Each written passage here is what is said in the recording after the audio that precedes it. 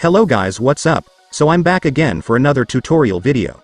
So in this video, I will gonna show you how you can view your listening history on Spotify, so if you are interested then keep on watching. But before all that, if you are new to my channel consider to like and subscribe for more videos like this, and also, you can comment down below if you have something that you want me to make a tutorial about. So without further ado, let's start the tutorial. So to view your Spotify listening history, it's actually pretty easy. So for the first step, of course, you will need to open your Spotify app. And after opening your Spotify, next, I want you to tap your profile at the top left corner.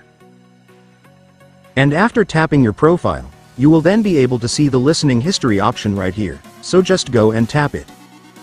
And then that's it guys, congratulations, it's done.